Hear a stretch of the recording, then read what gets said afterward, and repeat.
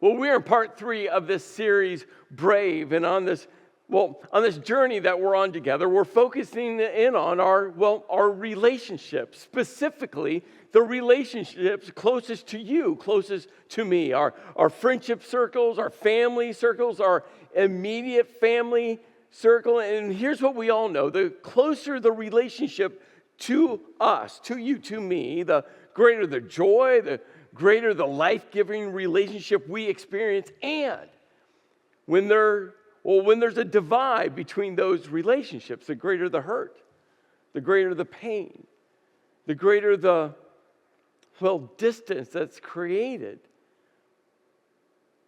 And for all of us, we have gone through, and probably right now, if your life is looking kind of like my life, you're going through at least one relationship, close relationship,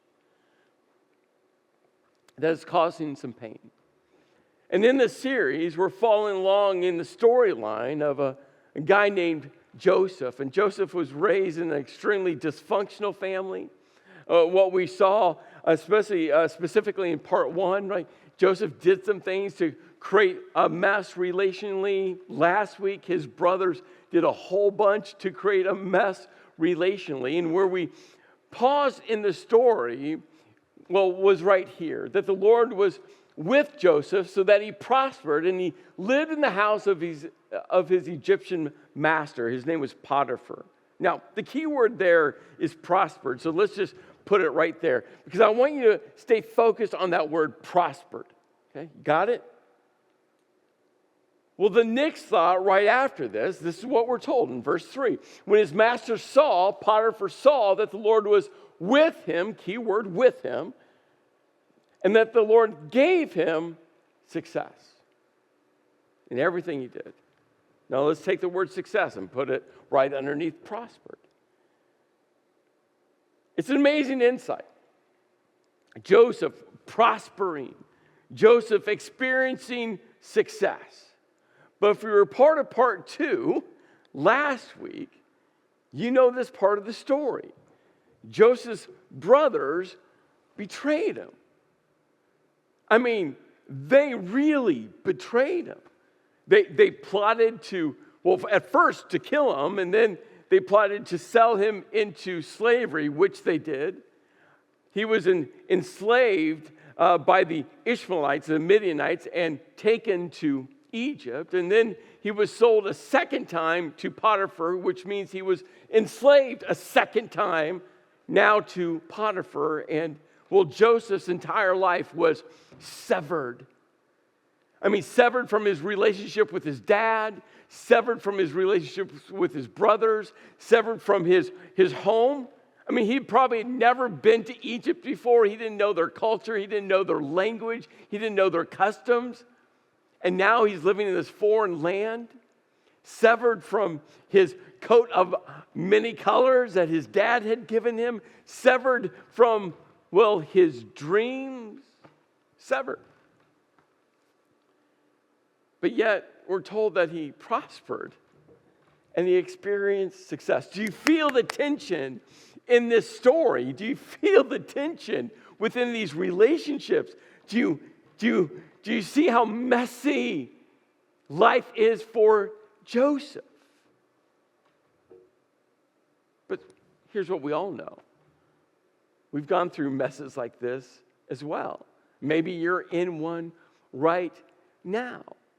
And have you ever found yourself in one of those messes and asked,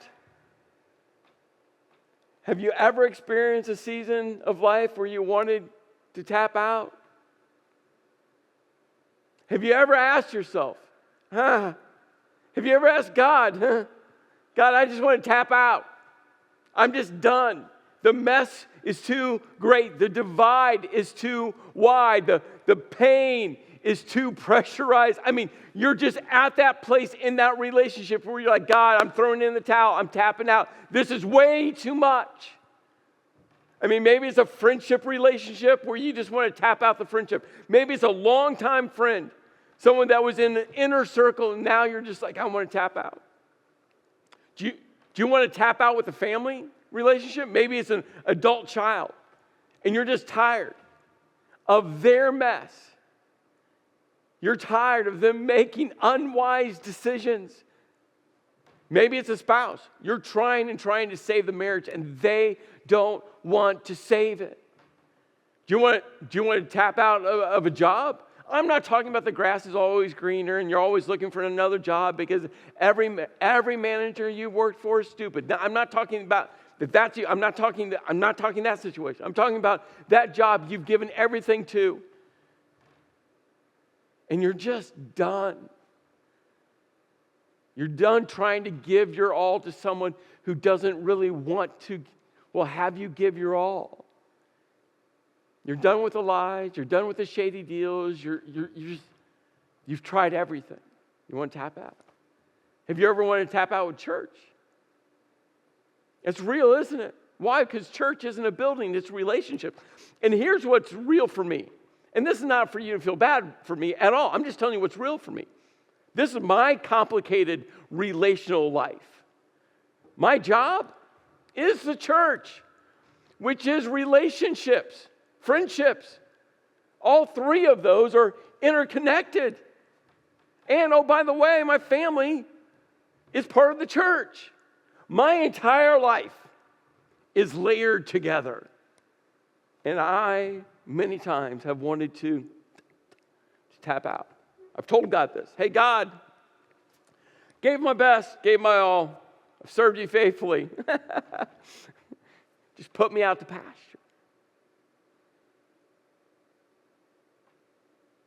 And I wonder if Joseph was there. Because I know I've been there. And more than likely, not only have you been there, maybe you are there right now. Now, let's look back to these two uplifting words. Prospered and success. There's two realities that we see we see throughout the stories of the Bible. Maybe you've never thought about this before. Maybe you have never spent any time just layering this into your reading of the Bible. But this is so foundational, not only for you to study the Bible or stories like Joseph that we're going through here in this story, Brave, but it's important for you to realize this is true for your spiritual journey right now. And they get connected to prospered and success. You see, the first reality is divine sovereignty. It's a really big two-word phrase. What I simply mean is God's part. Joseph experienced success. He prospered, and we're told clearly that, God was with him. That's divine sovereignty. That's God's part. And over again, we see this in the storyline of the Bible. That God is going to do everything that he set out to do. He's going to do everything he's promised to do. That God is at work. I mean, he was at work thousands of years ago, and he's at work today. It's God's part.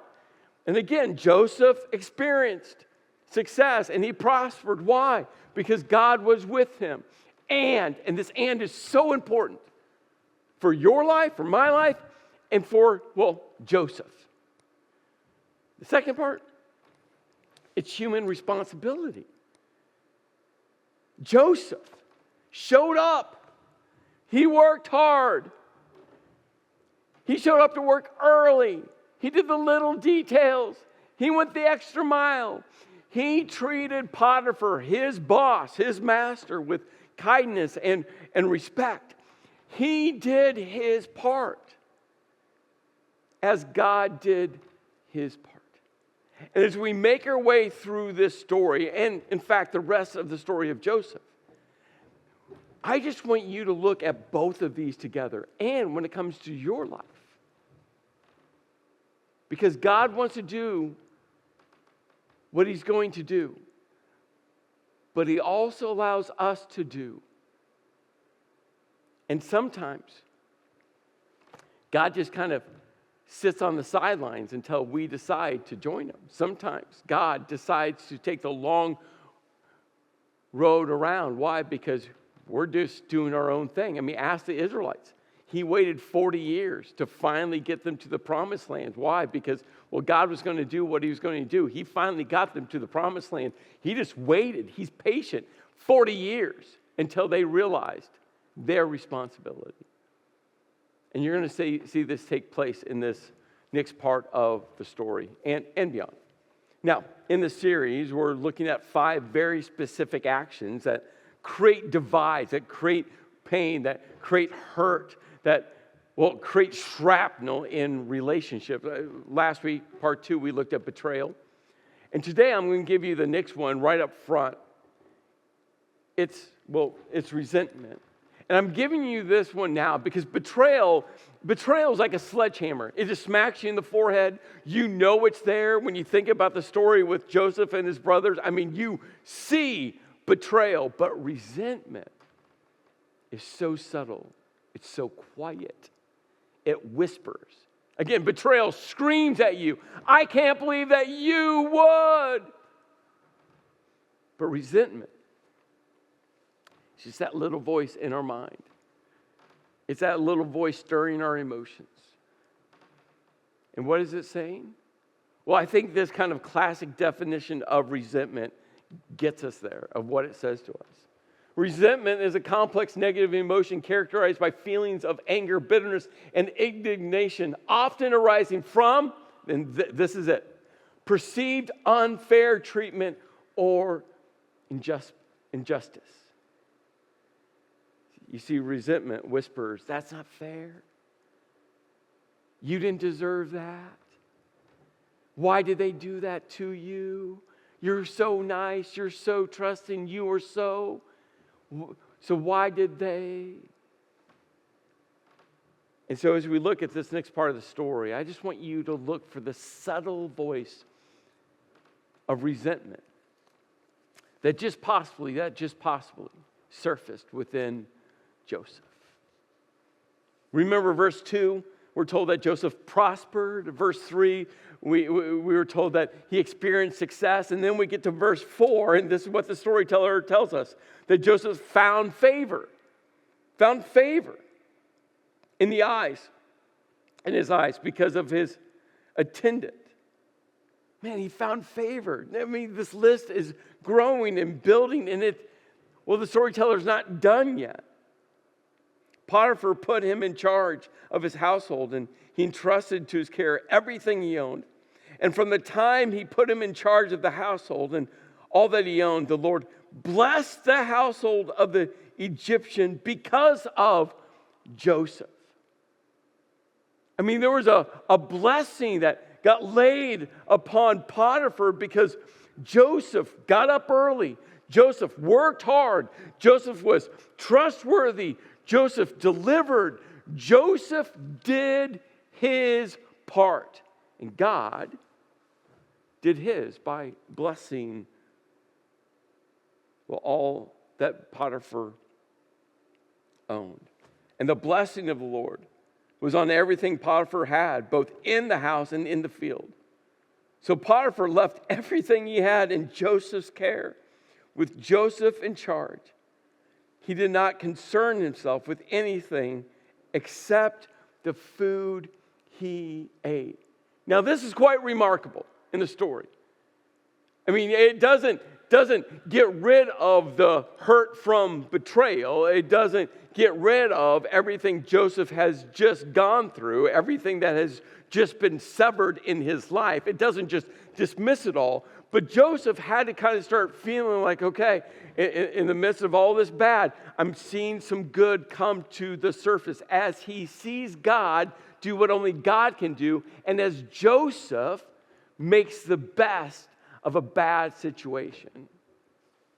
And then if the story had a soundtrack, the music would shift, and all of a sudden we're told, now Joseph was well built and handsome. Now, if you've never heard this story before, right, you can feel the shift, right? It kind of has you leaning in a bit, going, whoa, okay, that's a different storyline. What's going on here? What's going on next?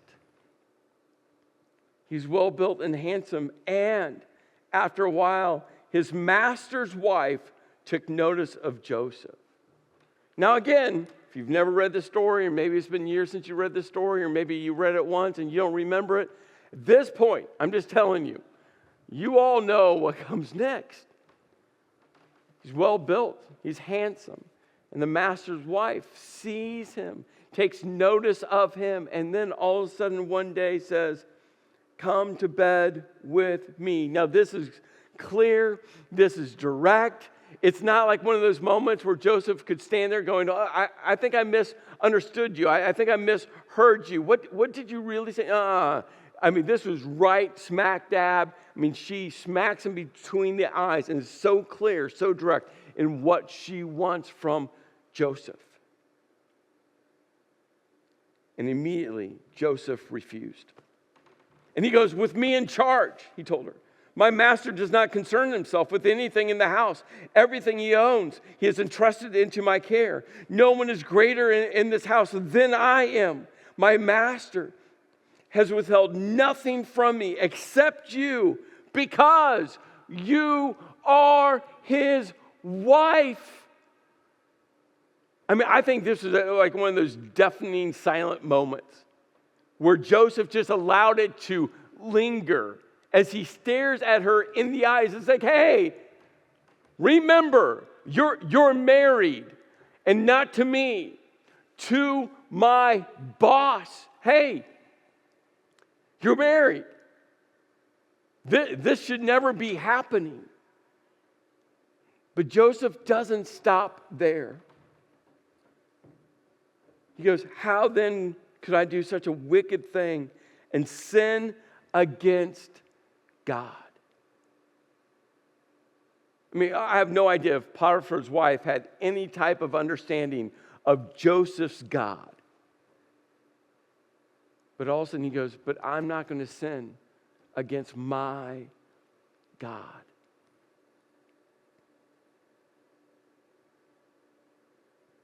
And though she spoke to Joseph day after day after day after day, he refused to go to bed with her. And then we're told, or even be with her.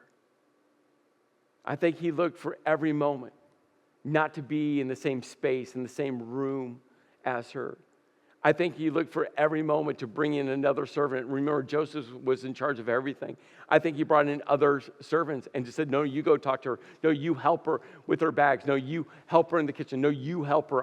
And I think he did everything he could to create distance from him to her.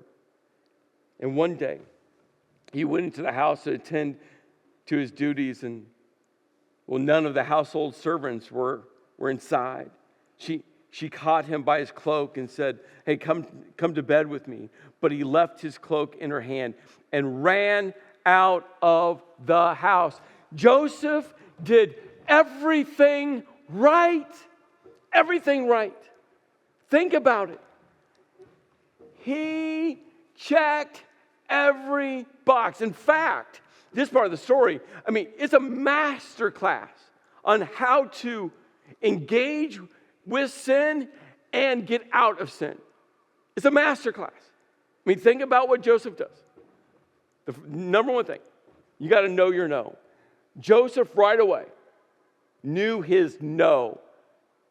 I'm sure before she even approached him and said, come to bed with me, I'm sure he knew it was coming his way. He saw the glances, he saw the looks, he saw how she changed her voice inflection as she talked to him compared to the other servants. I'm sure that all of a sudden he would walk by and she would just kind of graze his back. I mean, I'm sure he saw all of those signals, and he had his no ready in his pocket, and right when she came through the front door, so clear, so direct, he said no. Here's my question for you. Again, this is a master class on how to engage with sin and get out of it. Do you know your no? I don't know what that is for you. I don't know what sin is lurking in the shadows. I don't know what sin is trying to take you down. I don't know what sin is tempting you, but you do. Here's the question. Do you know your no? You got to have the no before it pounces. And Joseph had it ready. And that's why immediately he refused, which goes to the next step. You got to have guardrails. You got to establish guardrails. That's why we see all of a sudden he's like, I just refuse to even be in the room, in the space with her. You see, guardrails are there before the edge of the cliff. So you hit the guardrail before you go over the side of the cliff. That's what guardrails are.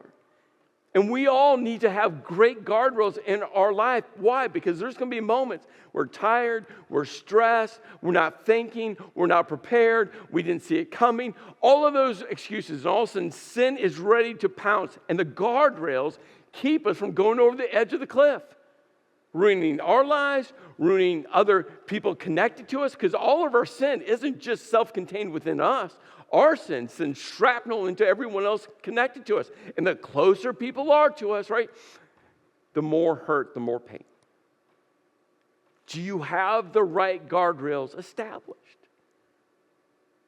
My wife and I have put in guardrails in our marriage. I know her cell phone password, she knows mine.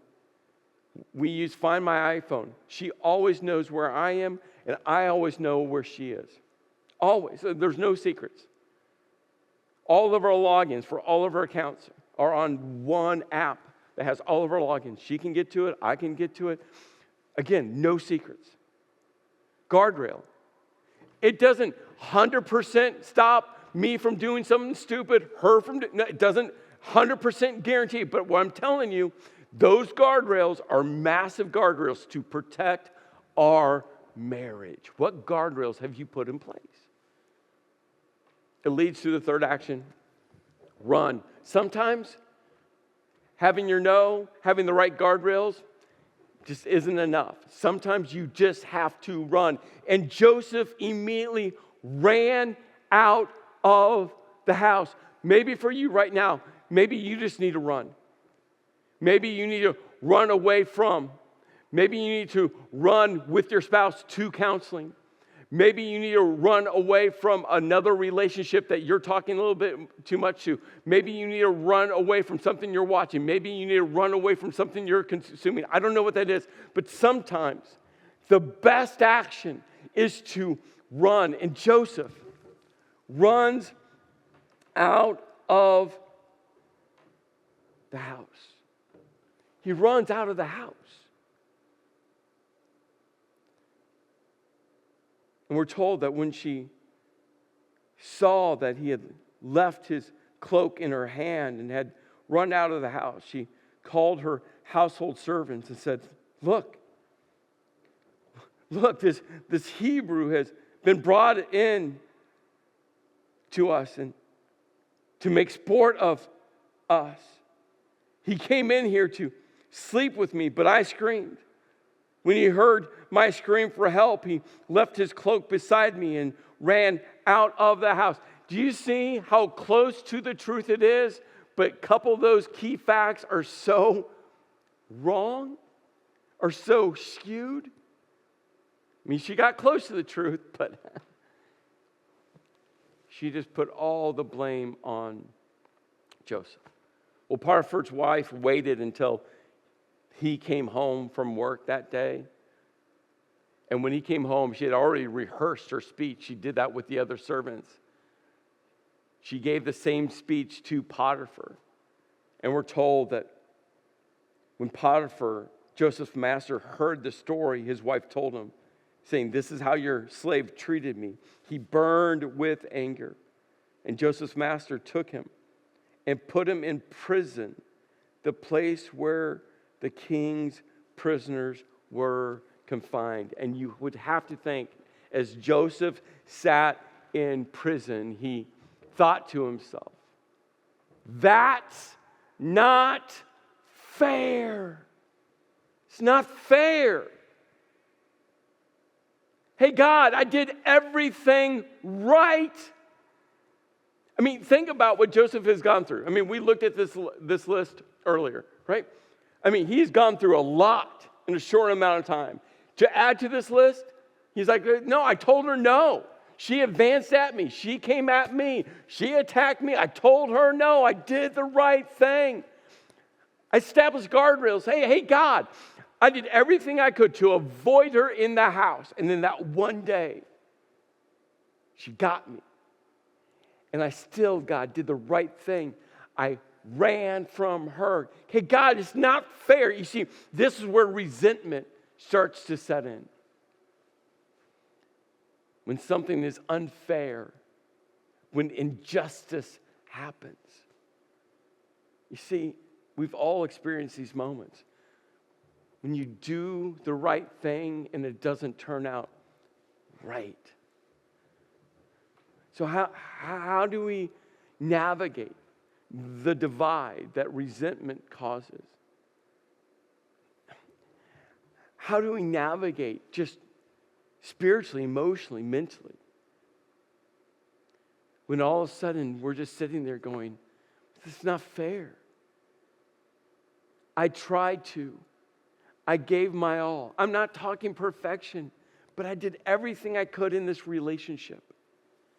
And now I'm experiencing the hurt and the shrapnel and the divide.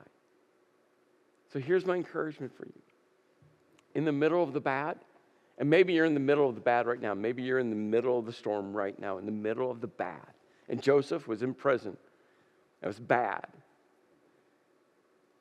Here's my encouragement for you. You got to mind the good. You got to mine for the good. What was the good for Joseph?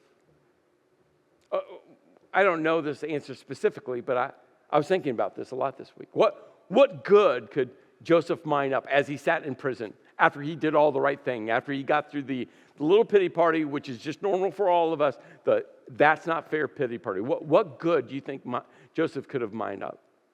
This was my list.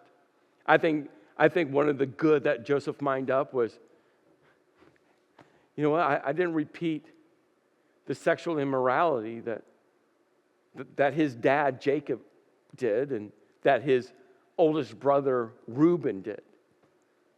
He actually course corrected a kind of a family chain of events, and he didn't choose that path like his dad, like his brother. That's good.